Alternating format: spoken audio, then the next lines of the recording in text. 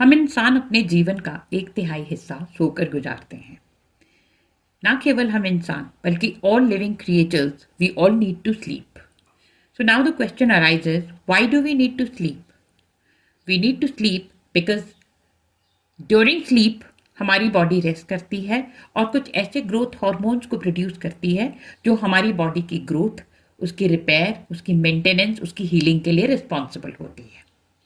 जब हम सोते हैं हमने देखा है कि हमारी बॉडी की जो भी ग्रोथ होनी होती है, लाइक हमारे नेल्स बढ़ना, हमारे बालों का बढ़ना, अगर कोई घाव है, कोई कट लग गया है, उसकी हीलिंग होना, या इंटरनल हमारी जितनी भी टिश्यूज की ग्रोथ होना, उनकी रिपेयर होना, हमारे इम्यून सिस्टम को बूस्ट करना, ये सारे के सारे जो काम है ये ड्यूरिंग स्लीप ही होते हैं।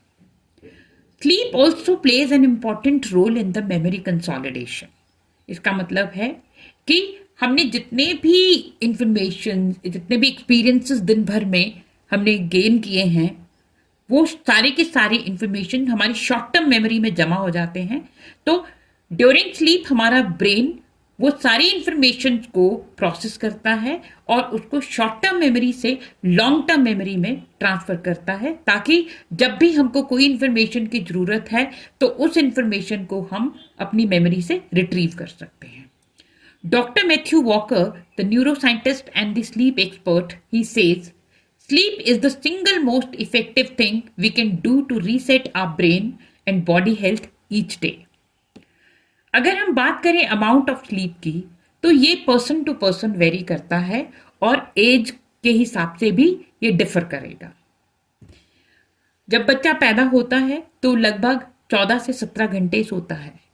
जब वो 4 से 11 महीने का होता है तो 12 से 15 घंटे सोता है, और जैसे जैसे वो बड़ा होता जाता है ये स्लीपिंग आवर्स घटते जाते हैं, और जब वो एक एडल्ट होता है तो लगभग 7 to 9 आवर्स स्लीप की उसको जरूरत होती है।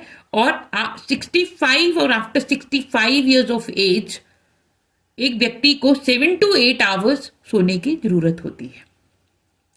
तो ऑन एवरेज अगर हम बात करें तो एक एडल्ट को लगभग 8 घंटे सोने की जरूरत है पर डे। जो पर्सन टू पर्सन ये डिफर करेगा, किसी को 7 घंटे में भी उसका काम हो सकता है और किसी को ज़्यादा 8 घंटे या 8.5 घंटे या 9 घंटे तक भी सोने की जरूरत पड़ती है। Studies have shown that the practice of meditation significantly decreases the amount of sleep one needs. अब having trouble sleeping is a very common problem nowadays. 2/3 of people in developed nations fail to sleep at least 8 hours every night. Dr. Matthew Walker, the author of Why We Sleep, he says, the shorter you sleep, the shorter your lifespan. According to WHO, adolescent sleep is a rising global health concern. 85% of 14 to 17 years old receive less than the recommended amount of sleep per night. और सबसे interesting बात है कि human beings are the only species that will deliberately deprive themselves of sleep without any gain. तो अगर हम सोएंगे नहीं तो ऑब्वियसली हमारी बॉडी, हमारा ब्रेन अच्छे से फंक्शन नहीं कर पाएगा, and it will cause many health issues and potential problems include एक कमजोर immune system, it can cause anxiety, depression, decline of mental capabilities like हमारा फोकस, हमारा कंसंट्रेशन, हमारी मेमोरी, सब इसको अफेक्ट करता है। It can increase the risk of Alzheimer disease. It can cause obesity, high blood pressure.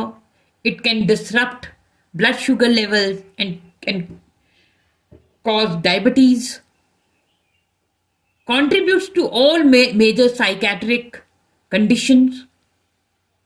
75% of people that suffer from depression also suffer from lack of sleep. एक immunity study conduct की गई है जिसमें researchers ने कुछ लोगों के अंदर में नेजल ड्रॉप्स के थ्रू कॉमन कोल्ड वायरस को डाला, तो ये पता चला कि जो लोग 7 घंटे से कम सोए उनके अंदर में ये वायरस का इम्पैक्ट जो है वो 3 टाइम्स हायर था उन लोगों से जो 8 घंटे या उससे ज़्यादा सोए. There can be many causes for bad sleep. Some of them are stress, stress from work, relationship की वजह से. There are financial worries, and we are not able to deal correctly with our emotions and thought processes. दूसरा कारण है having developed a bad sleeping routine. आजकल हम लोग digital age में हैं और हमारे बहुत सारा टाइम हमारा स्क्रीन पे जाता है, फ़ोन पे, हमारा कंप्यूटर पे, और we are into social media, और हमारे काम की वजह से भी ये बैड स्लीपिंग रूटीन डेवलप होता है. थर्डली, तो alcohol greatly diminishes the quality of sleep. Studies से ये पता चला है कि अगर व्यक्ति 2 सर्विंग से ज़्यादा एल्कोहल पर डे लेता है, it decreases sleep quality by 39%. Fourth, consumption of caffeine. It can greatly affect your sleep.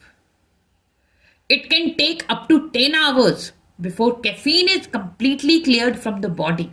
मान लो आपने 7:30 बजे के करीब कॉफी पी है, तो 1:30 बजे तक भी 50% of that caffeine may still be active and circulating throughout your brain tissues. So अब we have understood the importance of sleep. So now let's understand how to know that am I getting enough sleep. So Dr. Matthew Walker suggested asking yourself 2 questions to check if you are sleep deprived or not. तो पहला question आप अपने आप से पूछ सकते हैं कि सुबह उठने के बाद could I fall back to sleep at 10 or 11 a.m.? If so, you probably need more sleep. दूसरा क्वेश्चन आप पूछ सकते हैं, can I function optimally without caffeine before noon? If not, you are probably sleep deprived. So please do ask these 2 questions and diagnose whether you are getting enough sleep or not. Also do share the outcome with me in the comment box. Thank you.